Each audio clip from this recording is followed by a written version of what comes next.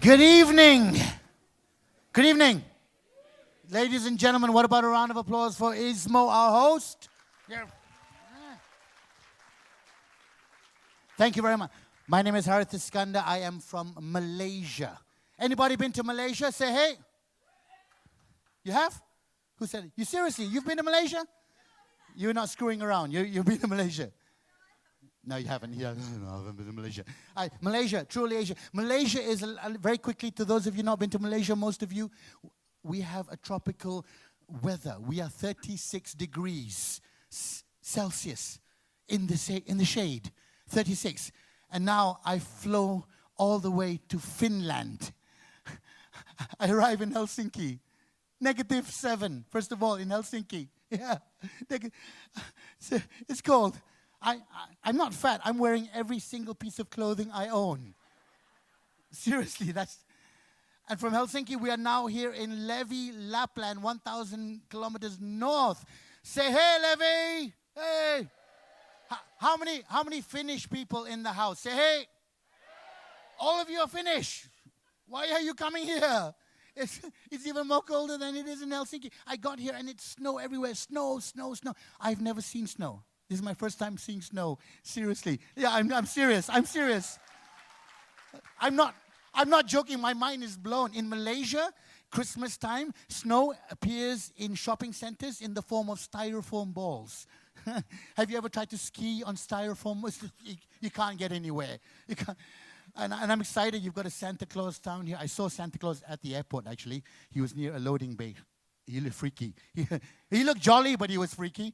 I saw Frosty the Snowman. He looked cool. I didn't see Rudolph the Red-Nosed Reindeer until I had breakfast this morning. He wasn't at breakfast. He was actually the breakfast. We had a reindeer sandwich. I know you guys. It's cool. It's cool. But I'm so glad. I had to Google though where Lapland was, because I know most of you, when you heard Malaysia, I saw you pull out your phones. You were like, Malaysia?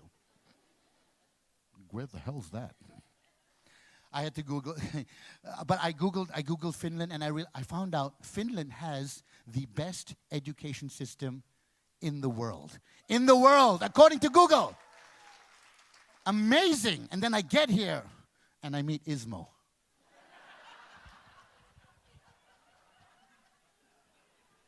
Oh, thank you.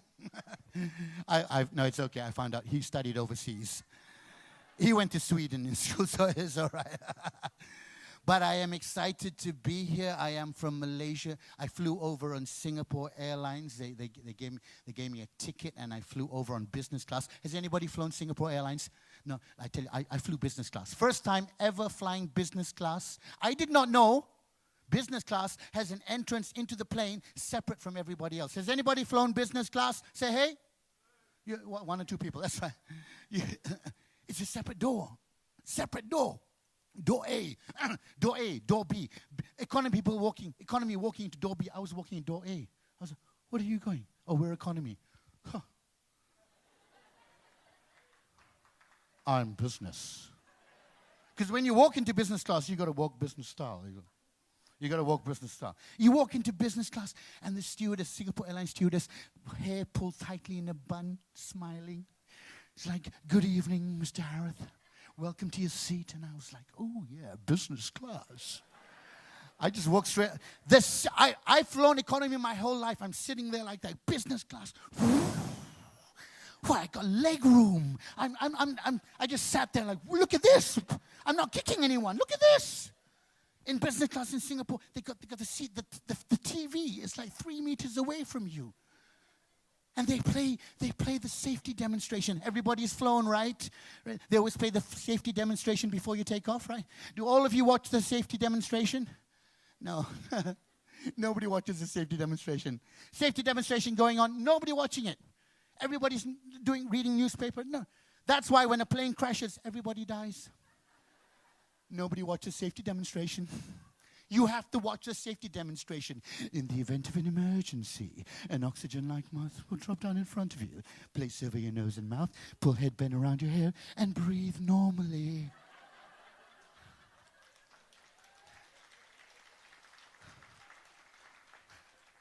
Breathe normally. The plane is going to crash. I'm going to die. You want me to breathe normally. I'm going to breathe any way I like. And what is it with the life jacket? In the event of a water landing, a life jacket is under the seat in front of you. Place over here, then you clip over here, then you clip over here. Then before you get off the plane, you tug here. After you get off the plane, you tug here. Then we have a whistle. I've watched it a million times. I still can't. I tell you, if a plane crashes, I will be 50 feet under the water, still trying to clip the bloody thing. I'm like, what the hell? Don't give me a life jacket. Give me the rubber tire. You know, the black rubber tire, that one. I'm fine with that. I'm fine with that. Oh, and the plane takes off, and the pilot likes to talk to you. The pilot loves to talk to you, don't they? Ding, ding. Good evening, ladies and gentlemen. We're flying approximately 36,000 feet. If you fly to the left side of the side, we're going to fly to altitude. What the hell the flight talking about? Cannot understand him. He's reading the menu. We're going to have artichokes and chicken. I said, but this business class, it was so open. Now, we took off at 11:30 at night, right? About 12:30, I'm a little bit tired. I try to put the seat, because I hear in business class, you have the seat open, you have the big seat. So I put the seat back, only 45 degrees. And I was like, oh, this is not the way to sleep. This is not the full bed. I put my foot up. I was like, then I realized, you know what? This is probably how business class people sleep. They probably sleep like that. They're like, I was sitting like that in business class. This must be the business class sleeping position, because when you're in business class, you must be ready to do business. So any moment you want to buy a company, you're like, I'm buying a company. You cannot be fully inclined, because if by the time you get up, you won't buy the company. It's too late. So I slept for 45 minutes. I was like, this must be business class sleep. I'm in a yoga position. I'm in business class Zen. 45 minutes, I got up. I called the stewardess. She came over and she was like, can I have a glass of water? She was like, Mr. Harith, do you mind if I make the bed for you? I'm like, the bed is fine. What's wrong with the bed? She's like, excuse me, sir.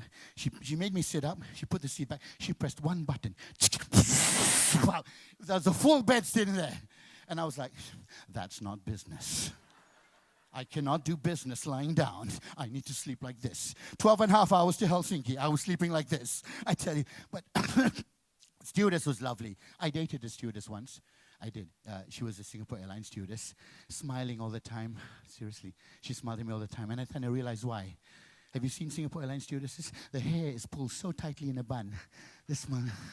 Smile all the time. I dated her for 6 months. First time she let go of her head. Seriously. Seriously.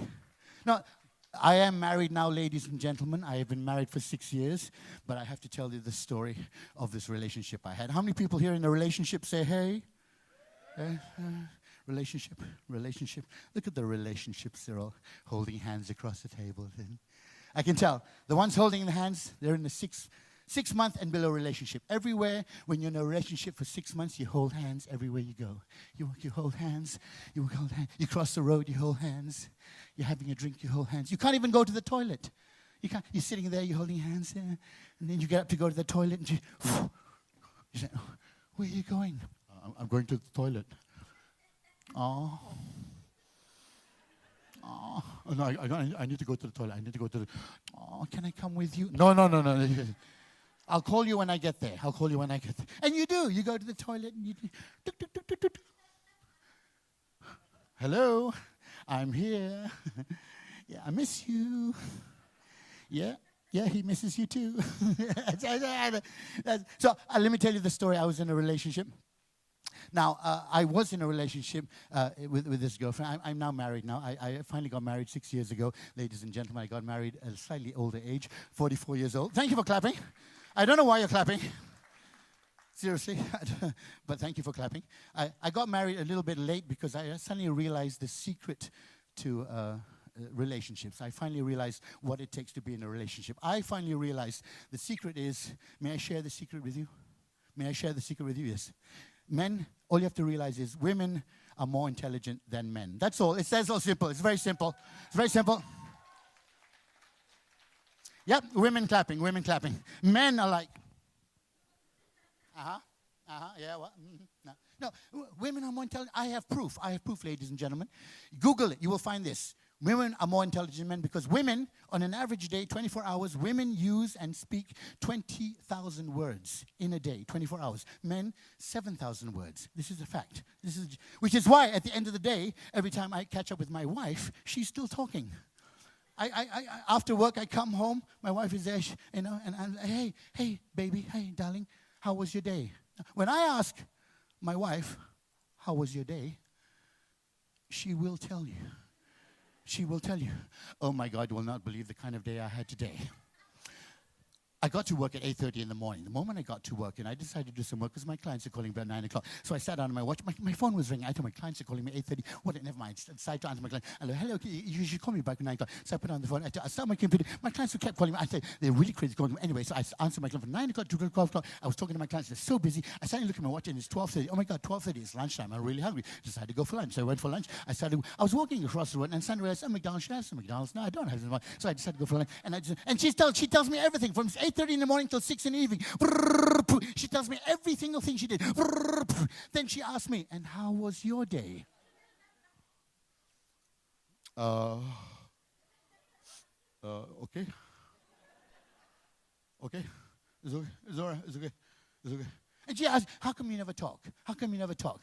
How come I said, I've only got 7,000 words. You want to talk to me? Talk to me before lunch. Because all my words are gone. Now, not only do women know so many words, they speak so many words. Because have you gone online? Look at all the websites on a woman's history in the computer. Look at all the websites, all the Pinterest and all the blogs. Women are constantly reading. They'll have to reading. Fashion tips, advice tips, reading. Look at a man's history on the computer. Women in bikinis. You know, women, look at that, women in bikinis. Oh, well, Mia Khalifa. Oh, click. But men are smart. We have women in bikinis, naked women with boobies. Then you have one tab, shark attacks. How to survive a shark attack. You keep that tab handy because you're looking at women in bikinis. When your wife comes beside, you click to shark attacks. And she goes, darling, what are you doing? I'm looking at shark attacks. How to survive a shark attack. It's very important. And she walks by, look at it. Yeah, then you click back because you only want to see pictures. Men, we only want to see pictures. But women, I tell you, they have all this information. Not only do women have this information, they use this information. Oh my God, they retain that information. I don't know. Women have this. They have this ability to keep information in their head. Everything is in there. If you are a little microcosm and you went into a woman's brain, you go into a woman's brain. You'd be stuck because too much information. Who I met, what they said, how I spoke to them, what they replied, all the information, you could not move. You go into a man's brain. Hello? Is anybody there? Oh, look, a shark. Seriously, you could not have any space. I tell you. No, I say very quick story. I tell you once, I was walking with my ex-girlfriend. We were walking in a mall. I was walking with my ex-girlfriend. We were holding hands. And then this was my girlfriend at the time, not my wife. I was walking. And then we saw another ex-girlfriend coming towards me. I did what any man would do. I tried to avoid. But my other ex-girlfriend saw me, and she was like, hi, Harith. I was like, hey, hi, how are you? And I started talking to this ex-girlfriend while this girlfriend was here. Hi, this is my girlfriend. And I was talking to her, hey, how are you? It's really interesting. How are you? And I said, okay, bye, we'll see you later. And looked around, and my girlfriend had walked on. She had walked on. And I was chasing my girlfriend down, chased her down. I said, hey, baby, what's wrong? And she was like, no, nothing. When you ask a woman what's wrong and she says nothing, everything is wrong. Everything. But I'm young. I'm stupid. I'm like, oh, nothing is wrong. Went to watch a movie. We were sitting in a movie. I was trying to hold her hand. She kept pulling it away. You know. Then after the movie, we went for a meal. I ordered a hot coffee. Just about to take a drink of my hot coffee. Leaned into my hot coffee, and suddenly my girlfriend goes, "Who was that girl you were talking to?" And I don't know what. And I knew something was up. Because another girl came up with a number 1 board, and she was like, round 1. And then I knew, question time, it was going down. Seriously.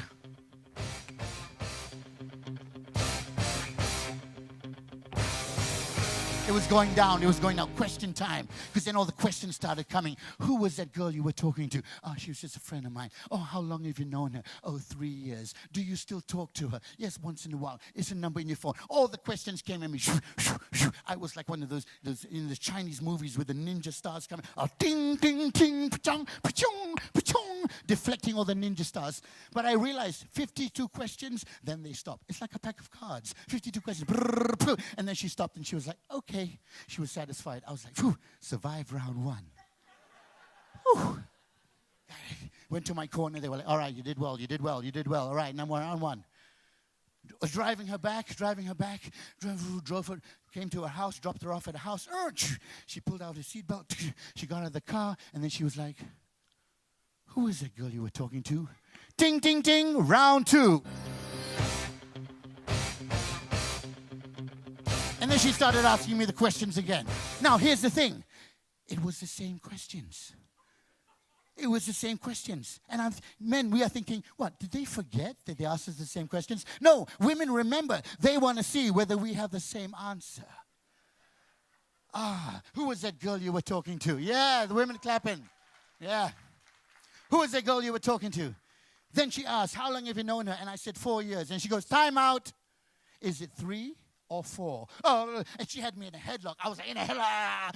3.5. And I got past the round 2, 52 questions, completed the rounds, left it at that, dropped it off. She walked into a house. I'm driving home. Suddenly my phone goes up. I look at my phone.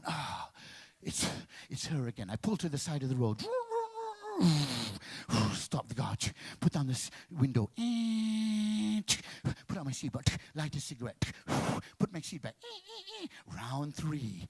Ding, ding, ding. No, I don't need the music. I don't need the music anymore. It's round 3. It's round 3. And I'm like, hello. And the questions come. But round 3, unlimited questions. Questions not even related to that girl. Other questions from 3 years ago, 5 years ago. All the questions came. I'm there from 11:15 at night till 2:40 in the morning. On the phone, answering the phone. What are you going to do? She's asking me questions. People driving by see me. They know what's going on. Men driving by like, steady, brother. Yo, relax, brother. You can do it, brother. Thank you, brother. Thank you. Women driving by, they know what's going on. They're like, Pippin, it's your fault. How you know it's my fault? Then she goes, who are you talking to? I don't know. She was just talking about, I was at 3:15 in the morning. I was at the side of the road. A police car came by. Woo, woo, woo. Pulled to the front. Woo. And I was like, baby, I'll call you back. The police are here. I'll call you back. And she said, oh, so the police are more important than me. A question you cannot answer. No, the police are not important than me. The policeman got out of his car.